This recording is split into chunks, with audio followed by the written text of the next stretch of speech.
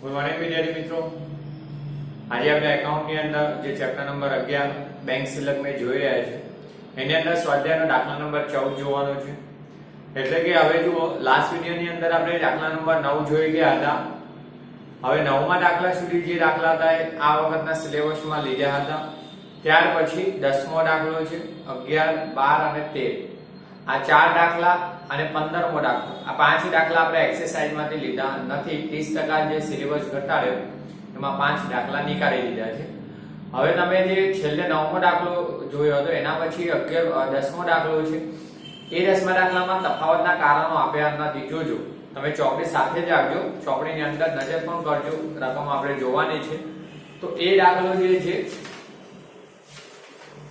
જે 10મો, તો એની અંદર શું આપ્યું છે? રોકડ મેળ આપેલો છે બેંક ખાના વાળો, ત્યારબાદ પાસબુક આપેલી છે. સેમ એ પ્રકારે 11મો દાખલો પણ છે, રોકડ અને પાસબુક આપ્યું છે. બંનેની સરખામણી તમારે કરવાની છે અને એમાંથી વ્યવહારો શોધવાના છે કે કયો વ્યવહાર રોકડ મેળમાં નોંધાયેલો છે અથવા પાસબુકમાં નથી નોંધાયો, અથવા પાસબુકમાં નોંધાયો છે કે રોકડ મેળમાં નથી નોંધાયો. હવે આ વખતના સિલેબસમાં નથી લીધા એટલે આપણે કરતા નથી, પણ એ ચોપડાનો તફાવત તમારે જાતે શોધવાનો હતો. ત્યાર પછી 12મો દાખલો એક સુધારેલો રોકડ મેળ બનાવવાનો હતો, સાથે એ પણ નથી લીધો. અને 13મો દાખલો છે જેની અંદર બે અલગ અલગ પાસબુક આપેલી છે, એમાંથી તમારે કોઈ એક પાસબુકનો જે લઈને કરવાનો છે, પણ નથી એ બનાવવાનો આપણે, અને નથી એટલે નીકાળી દીધું છે. હવે 14મો દાખલો વિદ્યાર્થી મિત્રો જે આપણો છે એ અગાઉ કર્યા હતા. 8મો 9મો દાખલો 7મો એ પ્રકારે છે, 7 અને 9. તો જુઓ, આપણે 14મો દાખલો જોઈએ વિદ્યાર્થી મિત્રો. તો 14મો દાખલો જે પરેશના, હવે ચોપડી સાથે રાખજો તો ખ્યાલ આવશે. મેં તમને હમણાં કીધું ચોપડીની અંદર રકમ વંચાય તે જોવાની, ત્યાં બોર્ડમાં હું ગણીશ. તો જોઈએ, પરેશનો રોકડ મેળ તારીખ 31/3/15 ના રોજ ₹10,000 બેંક શિલ્લક દર્શાવે છે. પરેશ જે ધંધાનો માલિક, જેનો રોકડ મેળ 31/3/15, રાઈટ, 31/3 એટલે માર્ચના અંતે 2015 માં 10,000 ની બેંક શિલ્લક, તો રોકડ મેળ મુજબ બેંક શિલ્લક આપી દીધેલી છે. આગળ, આ શિલ્લક પાસબુક પ્રમાણેની બેંક શિલ્લક સાથે મળતી નથી. રોકડ મેળની 10,000 ની શિલ્લક પાસબુક સાથે મળતી નથી, તો તફાવત જોઈએ. નીચેની માહિતી પરથી માર્ચ 2015 ના રોજનો 15 નો બેંક શિલ્લક મેળ તૈયાર કરો. હવે નીચેની માહિતી એટલે તમે જોઈ શકો, તમારી ચોપડીમાં 10 વેપારો આપ્યા હશે, રાઈટ. અહીંયા તો બીજો 15મો દાખલો ચાલુ થાય સામેથી. ઓકે, 15મો દાખલો પણ અગાઉ 12માં 10મા ને 10, 11 દાખલા નંબર છે એના જેવો છે, જે નથી. પણ આપણે હવે જોઈએ વિદ્યાર્થી મિત્રો, ટાઇટલ શરૂઆત કરના છે, આપણે બાકી આપેલી છે. તો જુઓ, સ્વાધ્યાય એનો 14મો દાખલો છે અને અહીંથી રાખજો, બહુ સરળ વ્યવહારો અગાઉ ભણી ગયા છે એ પ્રકારના જ વ્યવહારો આવેલા છે. ઓકે, એટલે અગાઉ જે દાખલા કરે એના જેવા છે, સરળ છે. જો શ્રી પરેશનો માર્ચ મહિનાનો કીધો છે એટલે 31 માર્ચનો, તો તારીખ 31/3/2015 ના રોજનો બેંક શિલ્લક મેળ, રાઈટ. ખાસ તારીખ 31 માર્ચ છે જે આપણને કીધેલો છે એ તારીખનો બનાવીએ છીએ. હવે આ તમારે ઉધાર જમા ખાનાની પદ્ધતિ છે, એટલે ખાનામાં વ્યવહાર નંબર, વિગત, ઉધાર અને જમા ખાના. મેં તમને અગાઉ પણ કીધું, અને છેલ્લો દાખલો છે આપણો એક્સરસાઇઝનો સ્વાધ્યાયનો, કારણ કે આના પછી 15મો દાખલો જે છે 14મા દાખલા પછી, જે આપણો સિલેબસમાં નીકળી ગયો છે. એટલે વિદ્યાર્થી મિત્રો એક બાબત ફરીથી રિમાઇન્ડ કરાવું કે તમને એક્ઝામમાં બેંક શિલ્લક મેળ કઈ પદ્ધતિથી તૈયાર કરવો એવું ક્યારે પૂછવામાં આવતું નથી. તમે અગાઉ મેં એક ઉદાહરણ કરાવ્યું, ગાણિતિક પદ્ધતિ ઉમેરો બાદ કરવાની એ પદ્ધતિ, અને પછી એક્સરસાઇઝના બધા જ દાખલા આપણે અત્યાર સુધી શીખતા આવ્યા એ ઉધાર જમા ખાનાની પદ્ધતિ શીખતા આવ્યા. આ પદ્ધતિ તો કોઈ પણ પદ્ધતિ કરી શકાય, પણ આપણે આ પદ્ધતિ બધા દાખલા કર્યા છે એટલે સરળ પડે તો આ પદ્ધતિથી જ કરવાનો જોઈએ. હવે આપણે શરૂઆત કરીએ. તો જુઓ, શરૂઆતમાં રોકડ મેળ મુજબ 10,000 બેંક શિલ્લક આપી છે, તો લખી દઈએ.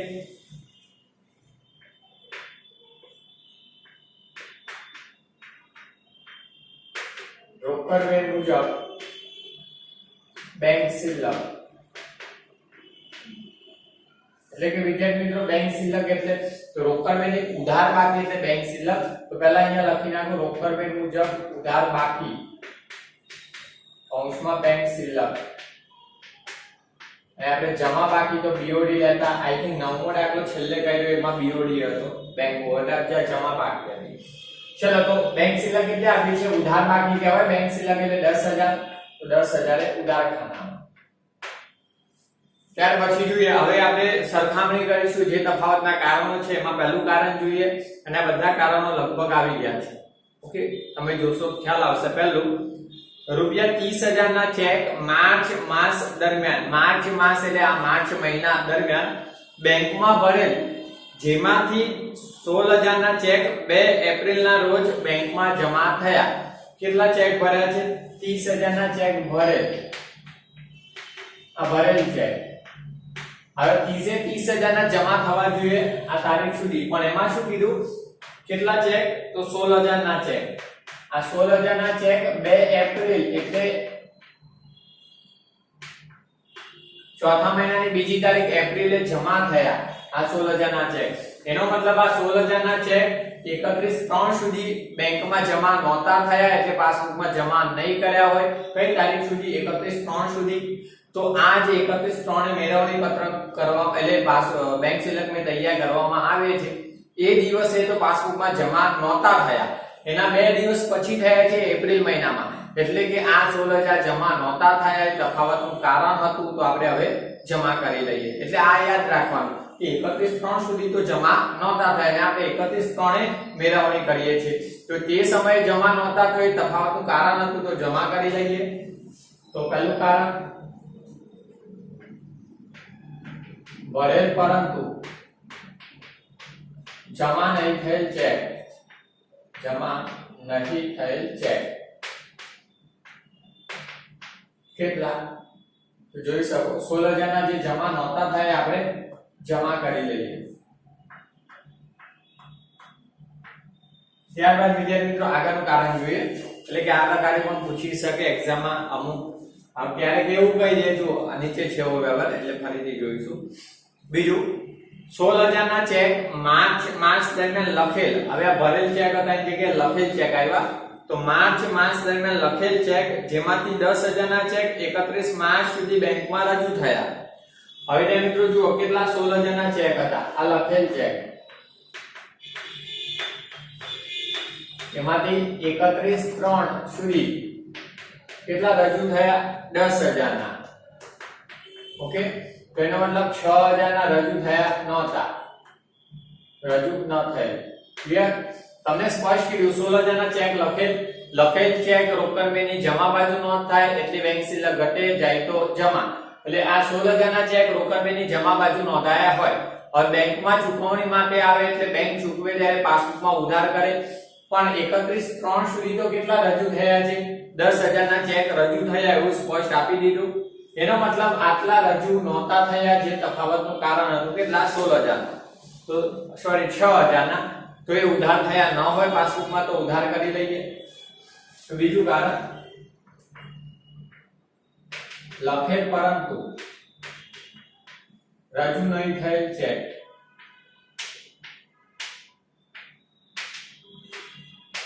આખું લખવું હોય તો લખેલ પરંતુ બેંકમાં ચૂકવણી માટે રજૂ નહીં થયેલ ચેક લખી શકાય ઓકે કેટલા રજૂ 6,000 હવે રજૂ ન થયા હોય તો પાસબુકમાં ઉધાર ન થયા હોય તો આપણે ઉધાર કરી લઈએ રાઈટ આ જવાબ દઈશ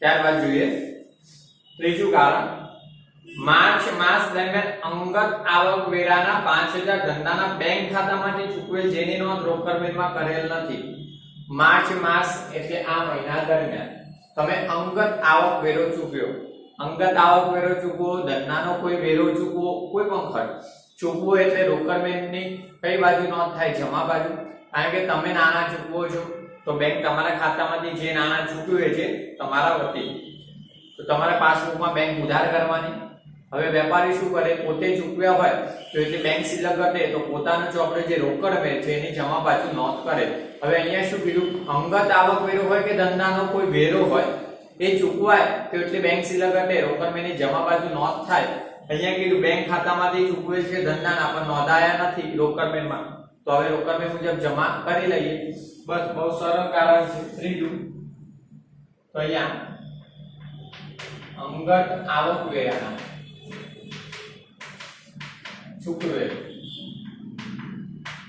જે રોકડ મેળમાં નોંધેલ નથી.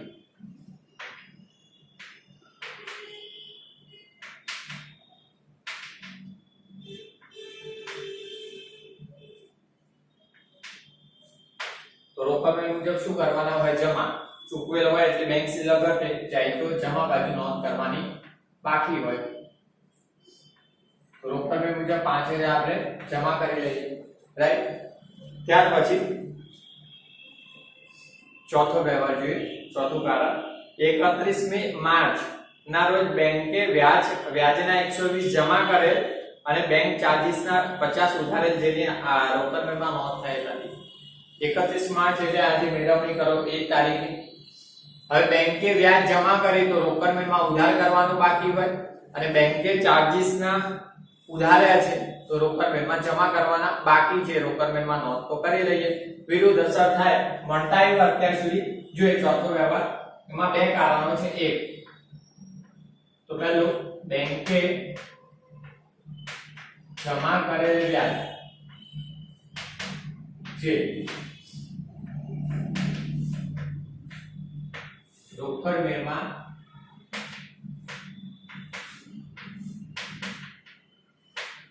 નોંધેલ નથી. હવે બેંકે જમા કર્યું છે તો રોકડ મેળ મુજબ બેંક સિલક વધે, ઉધાર બાજુ નોંધ થાય 120 રૂપિયા,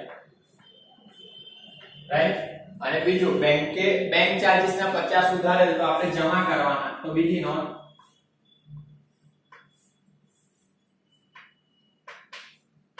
બેંકે ઉધારેલ બેંક ચાર્જીસ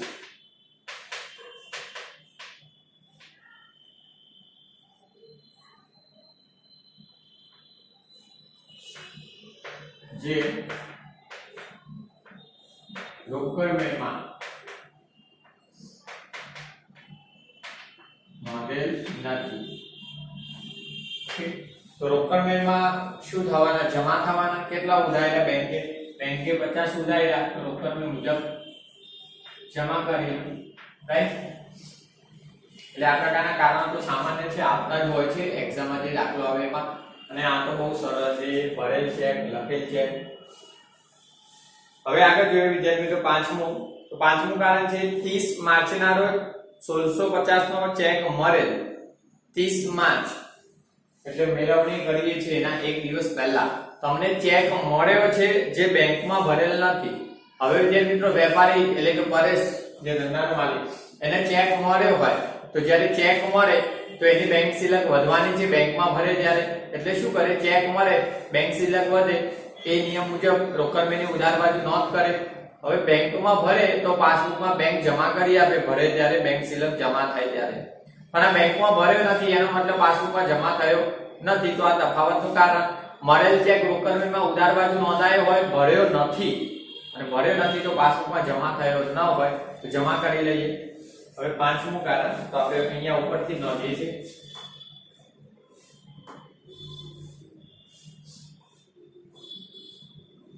મળેલ ચેક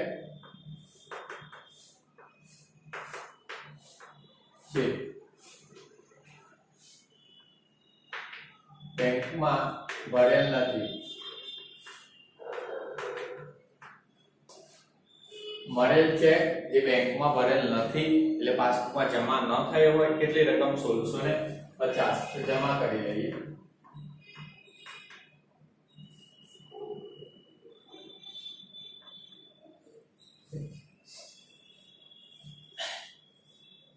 છઠ્ઠું જોઈએ.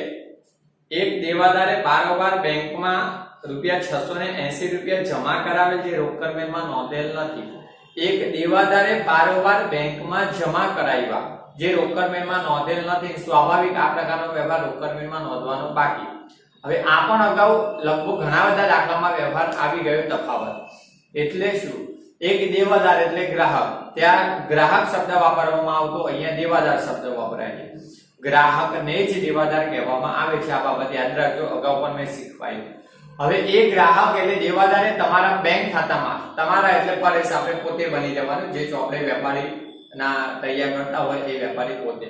તો તમારા ખાતામાં જમા કરાવ્યા છે, જમા કરાવ્યા તો બેંકે પાસબુકમાં જમા કર્યા હોય, જે રોકડ મેળ મુજબ ઉધાર કરવાના હોય બેંક સિલકમાંથી આવે તો ઉધાર, તો રોકડ મેળમાં નોંધાયા નથી એટલે ઉધાર કરવાના બાકી હોય, જે તફાવતનું કારણ આપણે ઉધાર કરી લઈએ. ઓકે, તો દેવાદારે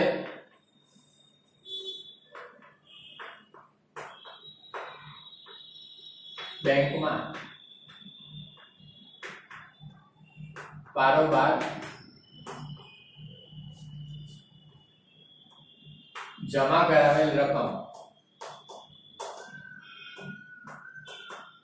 ઓકે, દેવાદારે બેંકમાં બારોબાર જમા કરાવેલ રકમ અથવા ગ્રાહકે બારોબાર જમા કરાવેલ રકમ કેટલી? તો 1680 રૂપિયા જમા કરાવ્યા, જે આપણે ઉધાર કરવાના હોય રોકડ મેળ મુજબ. જે રોકડ મેળમાં નોંધાયા નહોતા તો આપણે નોંધ કરી.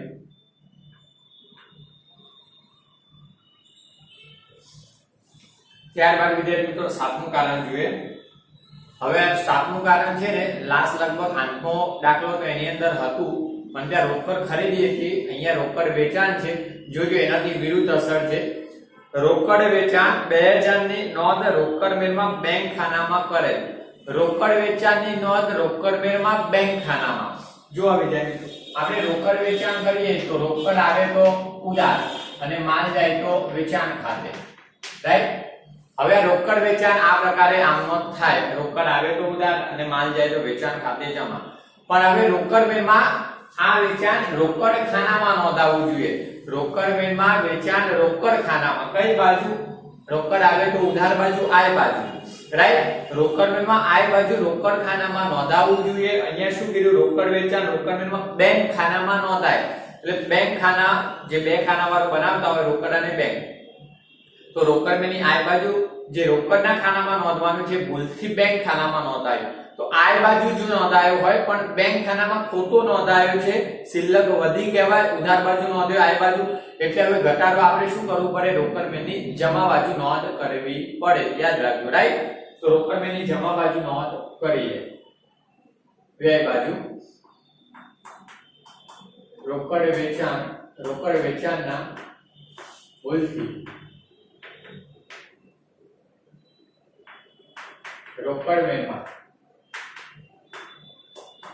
બેંક ખાનામાં નોંધેલ.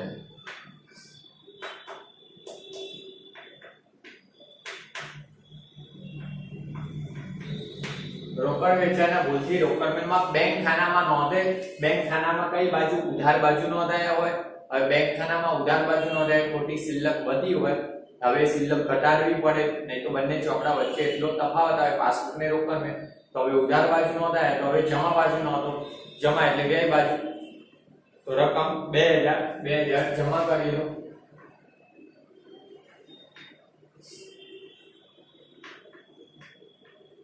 ત્યારબાદ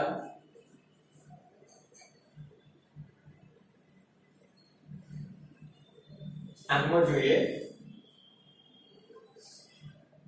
હવે આઠમું કારણ તો આવી ગયેલું છે. ફેબ્રુઆરી 2015 દરમિયાન 3600 ની વટાવેલ હુંડી માર્ચ માસ દરમિયાન પાક્યા તારીખે નકારતા બેંકે નકારામણી ખર્ચ 100 સહિત પાસબુકમાં નોંધેલ, જે રોકડ મેળમાં નોંધેલ નથી, જેની નોંધ રોકડ મેળમાં થયેલ નથી. એટલે હવે જે મિત્રો ફેબ્રુઆરી મહિના એટલે તમે જે માર્ચ મહિનામાં મેળવણી કરો છો એના 1 મહિના પહેલા, એટલે તમે હુંડી લેની હુંડી બેંકમાં વટાવી હતી. બેંકમાં વટાવી એટલે બેંક તમને હુંડીના નાણા આપી દેશે, જે તમારે દેવાદાર પાસે લેવાના છે પાક્યા તારીખે. હવે આપણે દેવાદાર પાસે 1 મહિના પહેલા લેવાના હોય, પણ જો આપણને બેંક આ હુંડી વટાવવાની સગવડ આપતી હોય, નાણા વટાવે એટલે બેંક તમને હુંડી તમે બેંકને આપી દેશો, બેંક તમને નાણા આપી દેશે. તો બેંકમાં વટાવી હતી ફેબ્રુઆરી મહિનામાં, એટલે બેંકે તમને એ નાણા તમને આપ્યા હોય, તમારા ખાતામાં જમા કર્યા હોય. જોજો વટાવી હોય ત્યારે. હવે આ હુંડી વટાવેલી નકારાય એટલે બેંક તમારા પાસેથી નાણા પાછા લેશે, એટલે તમારી બેંક શિલ્લક ઘટે. તો એ પાસબુક હવે પાક્યા તારીખે 1 મહિનામાં છે એટલે માર્ચ મહિનામાં નકારાય, એટલે બેંક તમારી પાસબુકમાં ઉધાર કરવાની, તમારા નાણા એટલા ઘટશે, બેંક શિલ્લક ઘટે. હવે એ બેંક શિલ્લક ત્યાં ઘટી તો રોકડ મેળમાં પણ બેંક શિલ્લક ઘટે, તો રોકડ મેળની જમા બાજુ નોંધ કરવી પડે, પરંતુ રોકડ મેળમાં નોંધ થયેલ નથી તો જમા બાજુ નોંધી લઈએ. તો આગળ પણ કીધું હતું વટાવેલી લેણી હુંડી અને ભરેલો ચેક નકારાય એટલે રોકડ મેળની જમા બાજુ જ નોંધ થાય, કારણ કે એટલે બેંક શિલ્લક ઘટે એટલે જમા બાજુ નોંધાય. હવે નોંધ થઈ નથી તો નોંધ કરી લઈએ. આઠમો વ્યવહાર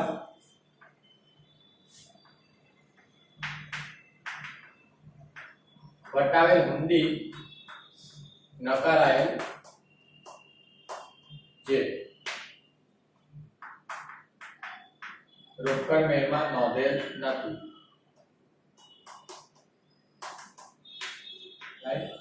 તો રોકડ મેળ મુજબ શું કરવાના? જમા કેટલા રૂપિયા નકરામની ખર્ચ સહિત? તો 3600 અને 100 રૂપિયા એટલે 3700. રાઈટ? કેટલી રકમ? 3600 પ્લસ 100 રૂપિયા નકરામની ખર્ચ સહિત તમારા ખાતે પાસબુકમાં ઉધારે નોંધ્યા છે, તો આપણે રોકડ મેળમાં જમા કરી લેવાના. ઓકે, આગળ જોઈએ નવમો વ્યવહાર. રૂપિયા 600 શેર પર મળેલ ડિવિડન્ડ પાસબુકમાં નોંધેલ છે, જે રોકડ મેળમાં નોંધેલ નથી. 600 મળેલ ડિવિડન્ડ. હવે તમને ડિવિડન્ડ મળ્યું, તમારી આવક થઈ તો પાસબુકમાં નોંધ્યા હોય. હવે ડિવિડન્ડ મળ્યું હોય તો તમારી બેંક શિલ્લક વધે તો બેંક ખાતામાં જમા થયું હોય તો પાસબુકમાં જમા કર્યું હોય. પાસબુકમાં નોંધેલ એટલે પાસબુકમાં જમા કર્યું હોય. હવે એટલી બેંક શિલ્લક વધે તો વેપારી રોકડ મેળ મુજબ બેંક શિલ્લક વધે તો આવે તો ઉધાર કરે, તો રોકડ મેળની ઉધાર બાજુ નોંધ કરવાની બાકી હોય. રાઈટ? અહીંયા કીધું છે રોકડ મેળમાં નોંધેલ નથી તો રોકડ મેળમાં બેંક શિલ્લક વધે આવે તો ઉધાર બાજુ નોંધ બાકી છે, જે કરી લઈએ. તો નવમો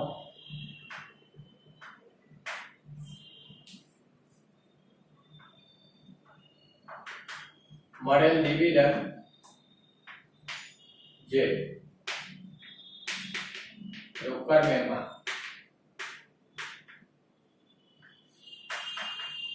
નોંધેલ નથી તો રોકડ મેળ મુજબ ઉધાર કરવાના બાકી.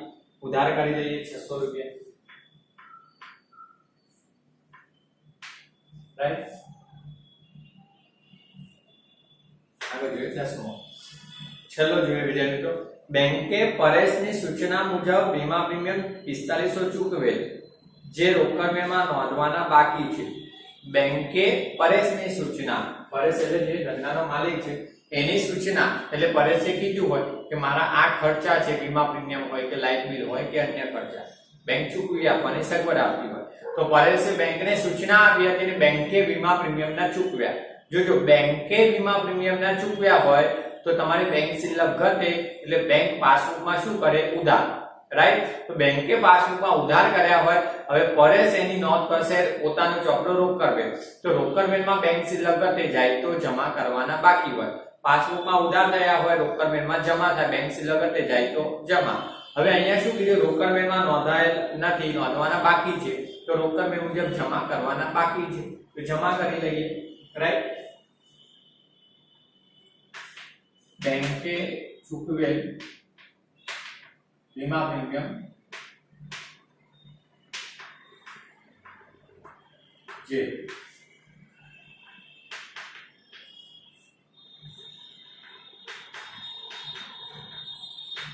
રોકડ મેળમાં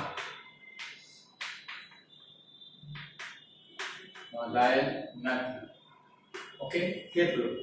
તો તમને અહીંયા આપી દીધેલું છે 4500. રાઈટ? તો રોકડ મેળ મુજબ શું થવાના? બેંક શિલ્લક ઘટે જાય તો જમા કરી લઈએ. બે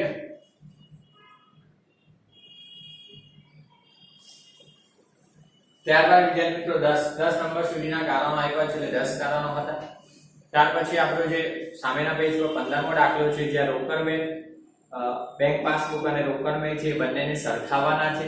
કયા વ્યવહારો નોંધી નોંધાય તે આવા કારણો તમારે શોધીને લખવાના છે. આમાં આ બધા દાખલાઓમાં તો આપી દીધેલા કારણો હતા, તમે અર્થઘટન કરતા, હવે શોધવાના છે પછી એનું અર્થઘટન કરીને લખવાનું. જો કે શોધતા આવડે તો ખબર પડી જાય શું થાય, ઉધાર કે જમા.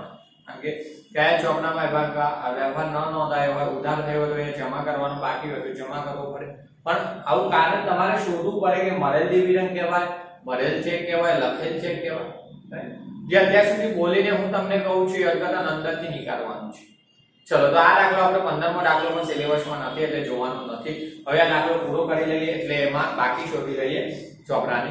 તો જોઈ લઈએ વિદ્યાર્થી મિત્રો, જુઓ ટાઇટલ તમે કયા ચોપડાથી કરી છે? રોકડ મેળ મુજબ ઉધાર બાકી બેંક શિલ્લક, તો રોકડ મેળનો ચોપડો હોય તો આપણે વિરુદ્ધ ચોપડાની બાકી મળે એટલે પાસબુક અહીંયા લખી દઈએ પાસબુક મુજબ. હવે પાસબુક મુજબ કઈ બાકી આવશે તો એ આપણે શોધી લઈએ. તો પહેલા ઉધાર જમા ખાનાનો સરવાળો કરી લઈએ. હવે પહેલા ઉધાર ખાનું લઈ લઈએ 10000 6000 16000 121. ઓકે, સામે 680 પ્લસ 600 એટલે 17400 ઉધાર ખાનાનો સરવાળો. રાઈટ. હવે જમા ખાનાનો લખી દઈએ 16 ને 5 21050. ઓકે, સામે 1650 2000 3700 અને 4500 એટલે 32900.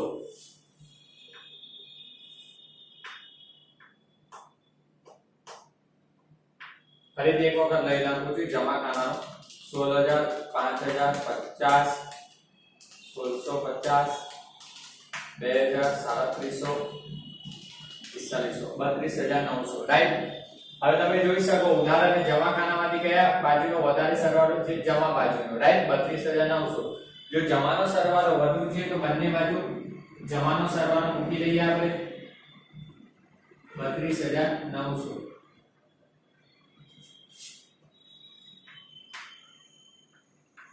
રાઈટ. હવે ત્યાં મિત્રો બંને બાજુ આપણે જમાનો સરવાળો મૂકી દીધો. હવે ઉધારની જે બાકીઓ છે એનો સરવાળો આપણે કરી લઈએ. તો એ સરવાળો આપણે ઓલરેડી કરેલો છે 17400. તો આ 17400 સરવાળો છે 32900 માંથી બાદ કરી દો 32900 - 17400 એટલે તફાવત મળે 15500. કઈ બાજુ? જે બાજુ ખૂટે છે ઓછો સરવાળો હોય ત્યાં જ મળે. એટલે આ બાજુ તમને 15500 જે ખૂટે છે તફાવત મળે.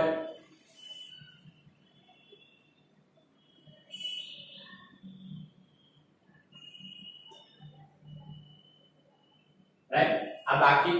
હવે તફાવતની બાકી લખી લઈએ. તો આ પાસબુક મુજબ વિદ્યાર્થી મિત્રો આપણે લખી છે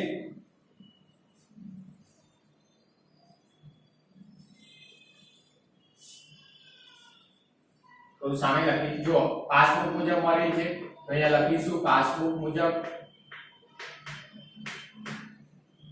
હવે બાકી તો કઈ બાજુ? ઉધાર ખાનામાં તફાવત મળે તો આને ઉધાર બાકી લખી દેવાનું. જમા ખાનામાં તફાવત મળે તો પાસબુકની જમા બાકી. રાઈટ. તો ઉધારમાં તફાવત છે પાસબુક મુજબ ઉધાર બાકી. અને વિદ્યાર્થી મિત્રો પાસબુકની ઉધાર બાકી એટલે આપણે બેંક ઓવરડ્રાફ્ટ કહીએ છીએ. તો રોકડની જમા બાકી એટલે બેંક ઓવરડ્રાફ્ટ અને પાસબુક મુજબ ઉધાર બાકી એટલે બેંક ઓવરડ્રાફ્ટ. તો આ તમારી બાકી જે મળી છે એને બેંક ઓવરડ્રાફ્ટ કહેવાશે. તો પાસબુક મુજબ ઉધાર બાકી કૌંસમાં બેંક ઓવરડ્રાફ્ટ. ઓકે, તો બસ વિદ્યાર્થી મિત્રો અહીંયા આપણે દાખલો પૂરો થાય છે, ચેપ્ટર પણ પૂરું થાય છે. હવે ચેપ્ટર પૂરું થયું પહેલા તો આ દાખલો તમારે લખી લેવાનો અને આ પ્રકારનું ઉદાહરણ છે એની પ્રેક્ટિસ કરવાની. જે વ્યવહાર ખબર ના પડે ન આવડે તે પૂછી લેવાના, માર્ગદર્શન મેળવી લેવાનું. ઓકે, તો બસ અહીંયા પૂરું કરીએ છીએ ચેપ્ટર.